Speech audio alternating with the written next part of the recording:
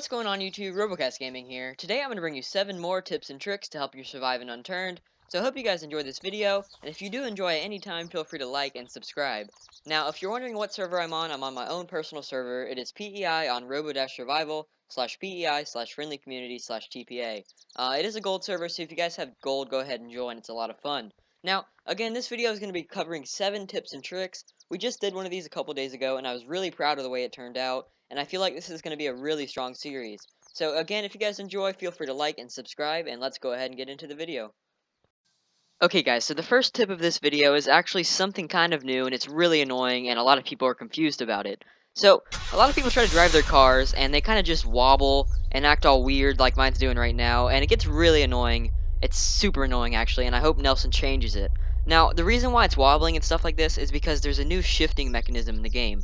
So spacebar is used to shift, and basically what you want to do is whenever you get in a car, and it starts wobbling and stuff, you'll see your speed at the bottom, and whenever it starts wobbling and it's maxed out at like 30, hit shift, and it'll go up, and just see what it goes to, and if it's not maxed out, hit shift again, and it'll max out. So now, as you can see, it's a lot smoother, it's a lot better, and just a lot more enjoyable overall. So again, if it's wobbling like this and acting all weird, just hit space while you're driving and shift up to make your car smoother.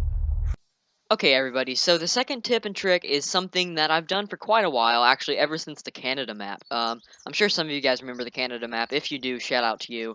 Comment below if you remember the Canada map, and if you're new to the game, comment below saying you don't remember the Canada map. So this tip here is something that I love doing. It's a good way to not get your stuff stolen when you're offline, and I pretty much do it all the time. So what you want to do is whenever you log off and you want to hide your stuff somewhere, go ahead and chop down a tree. So let me chop down a tree real fast, and yes, I'm using a gun to chop down a tree.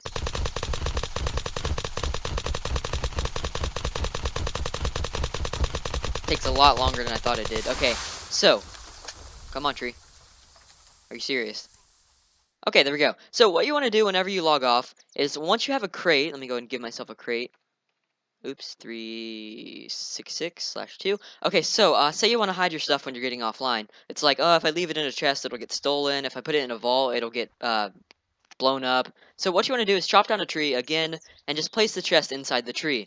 Now, you probably want to stay online until it grows back just to make sure nobody steals it, but especially if you're on a server with not many people on it, you could definitely hide it in the tree and kind of just hang out and defend it while the tree grows back. And then if you want to get your stuff back out, just go ahead and chop down the tree again. It's really easy, and it's great if you're going to log offline and stuff like that.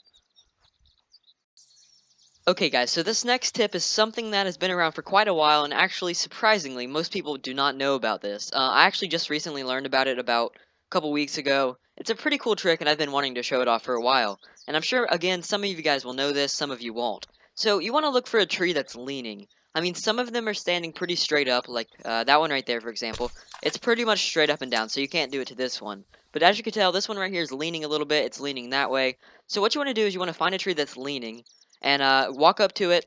Go on the side that is on. Okay, how do I explain this? Go on the side that is on the upper part of the leaning. So if it's leaning that way over there, you want to go on the side opposite of that. It's kind of hard to explain, but you guys could probably picture it. So again, this tree is leaning that way, so you want to go to the side over here. I can't really explain what I'm trying to say here, but so find the side of the tree that's leaning, walk up to it, and jump. Now, you gotta find the right spot. It's kind of hard to get the right spot, but just try to find it, and then once you do, I'll show you what happens. There we go, right here. So this is the spot where it's leaning. As you can tell, it's leaning that way, actually. I was wrong, but find the spot and jump on it. Now, you'll like float in midair, kind of. It's kind of weird, but just keep climbing and jumping, and you will literally just climb the tree. It's really cool. You could sit in the top of the tree and snipe people, but if you have low stamina, this really takes a long time to climb. And you just gotta find that sweet spot where it just pulls you up on the tree. Like right now, I can't really find it, but as you find it, you can just keep climbing and climbing, and it's really cool. Here we go. Slowly climbing the tree.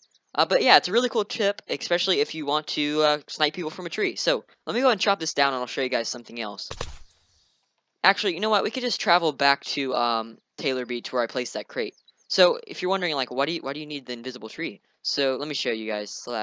/Taylor Beach. Okay, so whenever you're at a place with a leaning tree, just like there was before, you can chop it down, and this is a really cool thing to kind of like make you look like you're hacking. It's kind of funny to see people's reactions. So what you want to do is you want to go to one of the trees that are leaning, chop it down, for example this one, find that sweet spot again, and just climb it. So you could literally just climb this invisible tree As you can tell, I'm doing it right now, and it looks like I'm flying. So people are like, "What are you doing, bro? You're hacking. You're flying." It's like, nah, I'm just climbing this tree. It's really cool. This guy's probably right now looking at me like I'm crazy. Bet you he'll say something in chat. And you could like lay down and everything. It's pretty funny. And you could climb all the way to the top, so it's a really cool thing to do to make people think you're hacking.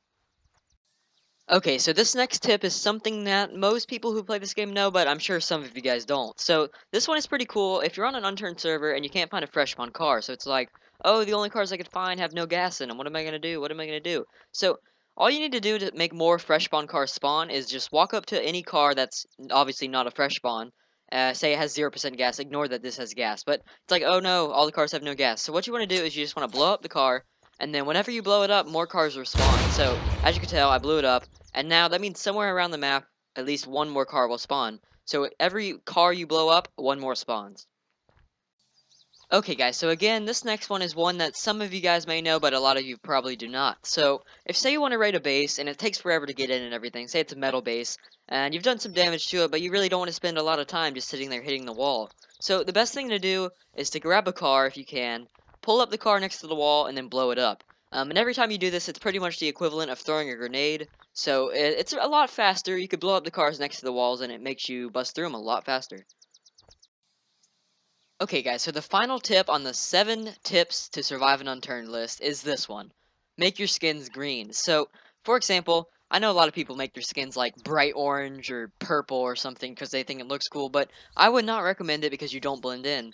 So as you can tell, my skin is green, and you could tell that I blend in a lot more than I would with a bright yellow skin. So what you want to do in your character creation screen is make your skins green, and then you could blend in with the grass. You could do a more accurate tone of green with the grass than this. I just kind of did a bright green just to show you guys basically that green helps. But you could definitely make it blend in a lot more than I have. And of course, you want to like unequip your chainsaws and everything like that. But if you make a green skin, it makes it a lot easier to be unnoticed. I really recommend it. It's a great way to be camouflaged. But I hope you guys enjoyed this list. This again was the 7 tips to help you survive an unturned. If you guys want to check out last video, go ahead and check that out. I will put a link in the description below. But again, I hope you guys enjoyed this video, and I'll see you guys next time. Peace.